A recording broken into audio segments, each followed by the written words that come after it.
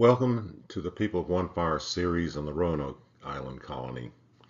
Our story begins when amateur actors living near Roanoke Island, North Carolina, first staged an outdoor drama named The Lost Colony. That summer, California tourist named Louis E. Hammond claimed to have found a stone in the extreme northeast corner of North Carolina on which was carved a message by some survivors of the ill-fated island colony.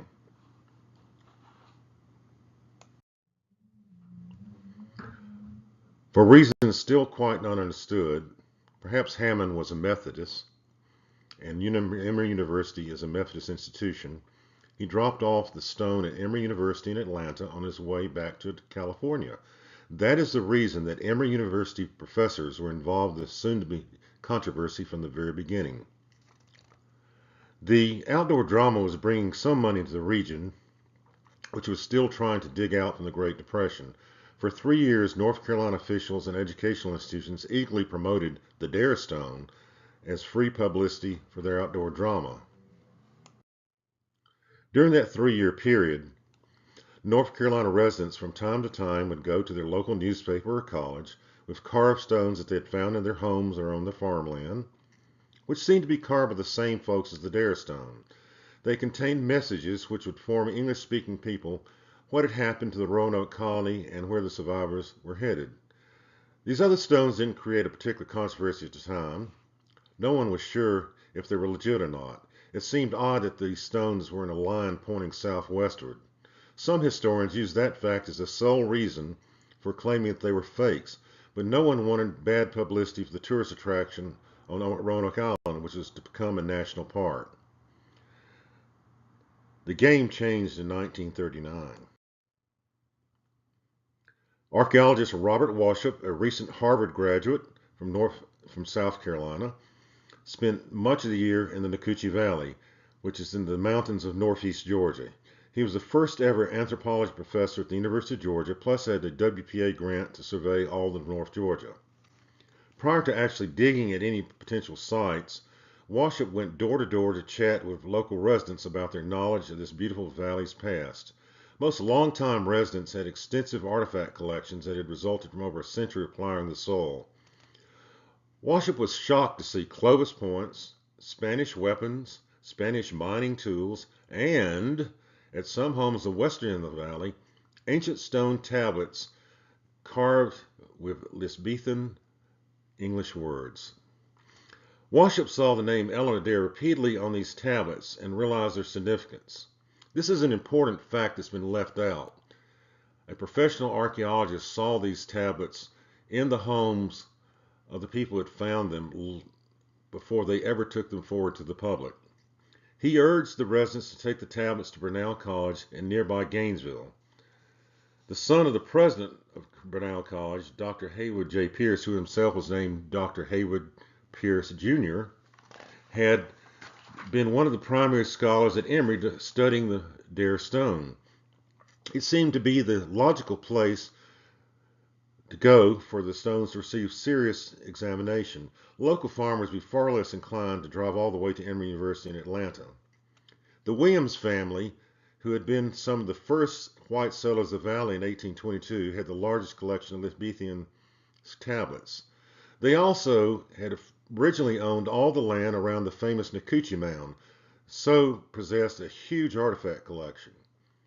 Wauchope borrowed their collection and never gave it back. It apparently is now held by Tulane University's Department of Anthropology. The Williams family eventually told Wauchope that most of the tablets had been found in the tomb of Eleanor Dare up on Squirrel Gap, where Dix Creek cuts through the mountains to reach the Chattahoochee River. Typical of other Appalachia Creek town sites in Georgia mountains, the tomb was actually a man-made cave.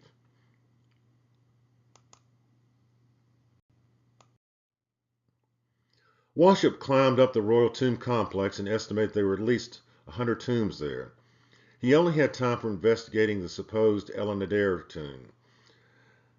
Indeed, he found a Elizabethan engraving on the bedrock within the tomb, which confirmed it is indeed Eleanor Dare's tomb. About 30 feet from the mouth of the tomb, Wauchope found a tablet which seemed to relate to Eleanor Dare and another Roanoke survivor, Joyce Archer. This tablet is apparently also in the possession of Tulane University. Let's take a look at the tablet. On the left, you see what I believe is the Creek writing system. We're trying to translate it, and that time is coming. But on the right, obviously, are European letters.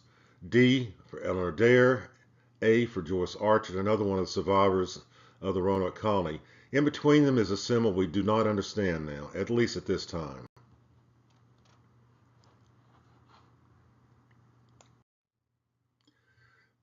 Eleanor Dare's home, which she shared with the king of the local division of the Appalachee, was on top of a rock next to the river, according to the tablets. We believe this is the rock. It looks like a hill now, or perhaps even an Indian mound, but it has been coated with dead leaves for 500 years and developed some topsoil. In back of it is Squirrel Gap, the Chattahoochee River, and beyond it, Yonah Mountain.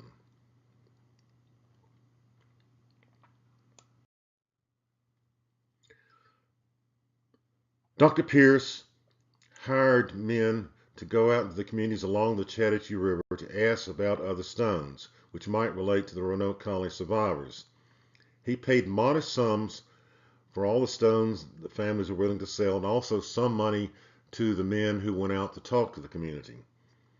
This has been one of the criticisms all along of Pierce's activities, except how else would he be able to assemble these stones in a time when many people were in dire poverty? Several more had been found over the previous century near Old Creek Indian town sites along the Chattahoochee River, but the owners at the time thought the Elizabethan script was Cherokee writing. They had no idea it had any connection to colonial history until Robert Wauchope and then Dr. Pierce explained their significance. This is another important fact that has been left out. In addition, some former residents of that region had taken tablets with them when they moved into other parts of Georgia. One Dare stone was found in a century-old grist mill in the Georgia Piedmont. Again, we have a very important information that no one seems to be aware of, even the contemporary articles on the Roanoke Colony.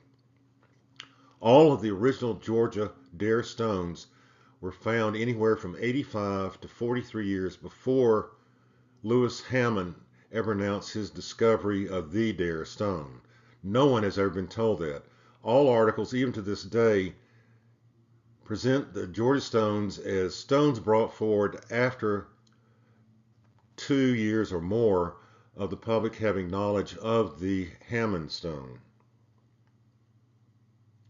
At the recommendation of Harvard grad Robert Wauchope, a team of professional archaeologists, geologists, and historians from Harvard, led by Samuel Eliot Morrison, journeyed to Brenau College, examined the original Georgia stones, then declared all the stones in the college's collection to be authentic.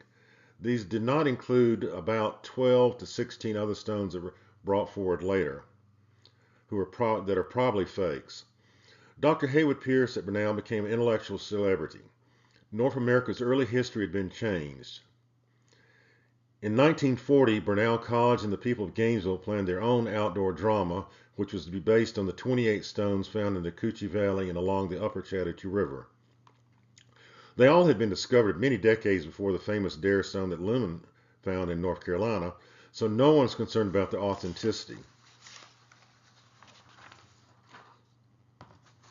When North Carolina officials and business leaders learned about the Brenau College drama, they had a hissy fit.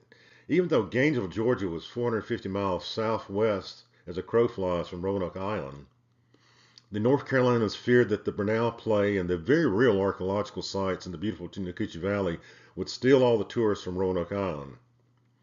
This is an important fact also no one seems to be aware of. The Nacoochee Valley is filled with mounds and archaeological sites, very real sites that people can see, even to this day.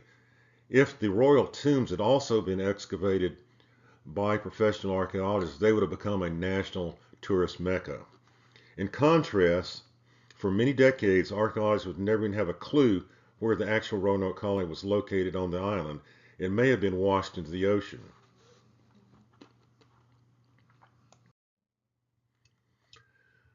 The very first step was to remove Dr. Robert Wauchope from the scene. If the national media and general public found out about his verification of the Eleanor Dare tomb, the game would be over.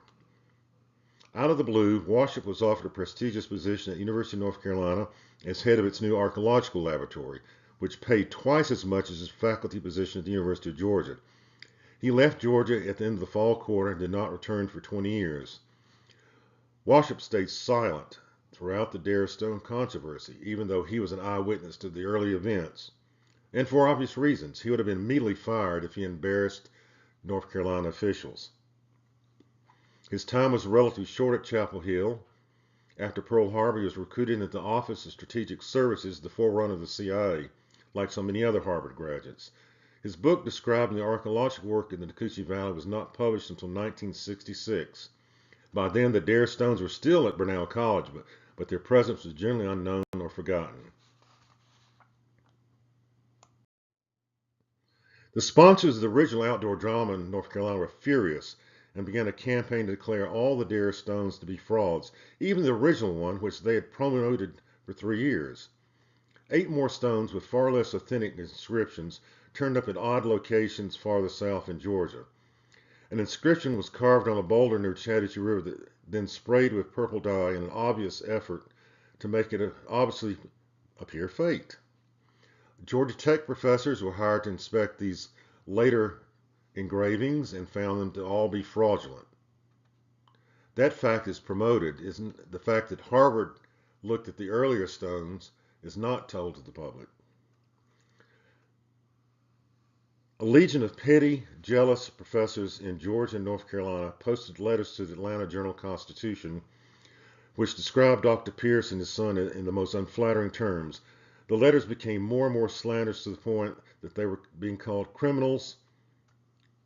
The most common complaint was that it was illogical for a small party of terrified English refugees to march several hundred miles to an obscure location in the heart of Georgia. The objection back then seemed justified, but recent historical research by the people of One Fire makes a strong case for this long journey. Indeed, the Nacoochee Valley was one of the most culturally advanced and politically powerful Native American centers in North America at that time. Very few people know that. However, that will be covered in a later part of our series. In 1941, as a response to the repeated complaints from some professors in North Carolina, Saturday Evening Post retained Borden Sparks, an academic rival of Dr. Pierce, to investigate the Dare Stones. Sparks had no qualifications to write about the subject. He was not an archaeologist, he was not a historian, he had no knowledge of Georgia's early history, and really it was the same situation as when the archaeologists in Georgia were discussing Maya architecture in 2012. They had no knowledge of the subject. In short, Sparks was a mediocre freelance journalist, not a historian. Sparks focused on the obviously fake stones and the criminal backgrounds of 4 men who claimed to find these stones, long after the Harvard team evaluated the original Chattahoochee River stones. He ignored the scientific studies of Harvard investigative team and painted Pierce and the professors at Emory University as charlatans, if not criminals. A month later, the Japanese bombed Pearl Harbor, and America forgot the Dare Stones. Dr. Pierce's academic reputation was ruined.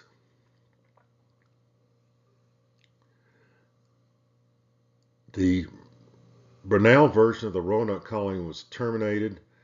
Dr. Pierce died a broken man in 1943. For decades, Bernal College hid the stones in shame. Every few years, the subject of the Dare Stones comes up. With manic fury, opponents do their best to squash the new research without mincing all the facts we've told you today. A consistent trait of all the critics is they know nothing about Georgia's early history and have never actually seen the stone tablets found by the residents in the Micucci Valley and the Chattahoochee River. Today, much of the Chattahoochee River Valley and the Nacoochee Valley have never been studied by professional archaeologists since Robert Wauchope was there. There's no telling what lays beneath the ground in this beautiful part of the United States. It remains a essentially virgin archaeological zone that has been declared a National Historic District. Now, I guess you're wondering how I got interested in the Roanoke College story. I grew up in Gainesville, about 2 miles from Brownell College, but had never heard of the Dare Stones until a History Channel crew spent a day at my hovel filming the premiere of America Unearthed. The previous day, the show's host, Scott Walter, had visited Brownell College to inspect the Dare Stones, and like all other scientists, had declared them stones authentic. During periods when the crew was not filming, we chatted about the Dare Stones. When everybody else left to film Scott driving his SUV around the Chattahoochee National Forest, I glanced at the research report Scott was using for filming the program on the Dare Stones, simultaneously with our program on the Mayas in Georgia. One paragraph caught my eye. Perhaps the most damaging press release put out by any professor was from a self-styled expert on the Cherokee language at the University of North Carolina. He told the world that all the Dare Stones found along the Chattahoochee were obviously fake because Huntawashi was not a Cherokee word. Huntawashi was the name of a town where the Roanoke Colony survivors settled. Whoa! The Nacoochee Valley was occupied by Creeks until the early 1700s. Huntawashi is a Creek word. It means descendants of people who irrigated their crops. It is not a place name in Georgia, so there's no way that someone in the 1930s intent on faking a 400-year-old stone tablet could even dream up this complex word. I decided to investigate the Dare Stones for a series in the architecture column I wrote for the National Examiner. The rest is history.